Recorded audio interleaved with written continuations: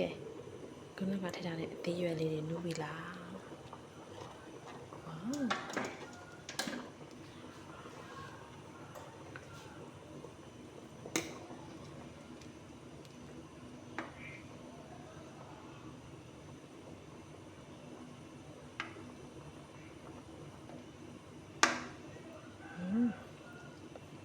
တီးရွက်လေးတွေနူးသွားပြီဆိုတော့ခေါ်တကားညုံလေးထည့်ပါမယ်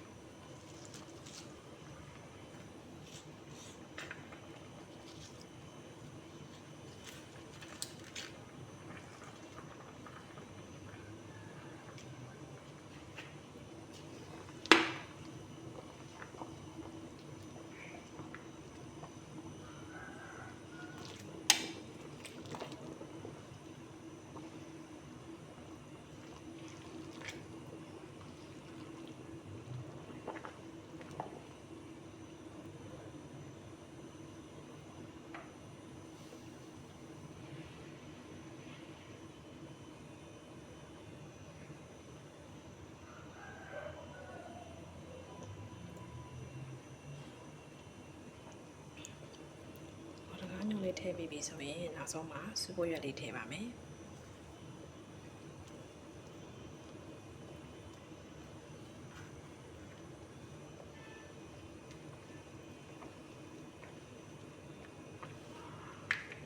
ယူသီးစိမ်းညှက်ထားတာလေးလည်းထည့်ပါမယ်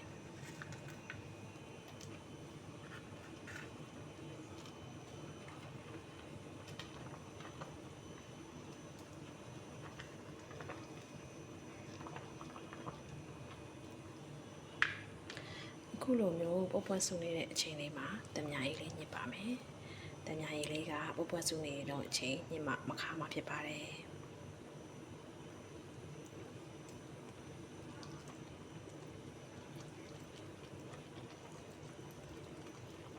ချင်းလေးကြိုက်ရင်တော့တမညာလေးတစ်လုံးလုံးသုံးလုံးနှလုံးညစ်လို့ရပါတယ်နော်။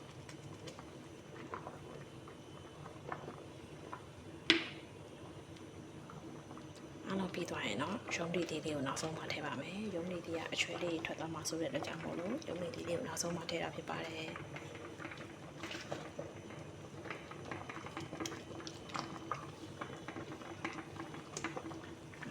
ထီးရွက်တွေအကုန်လုံးထည့်ပြီးဆိုတော့အရသာရှိတဲ့လက်သမားဟင်းညိုကျင်ဆက်လေးရပါပြီ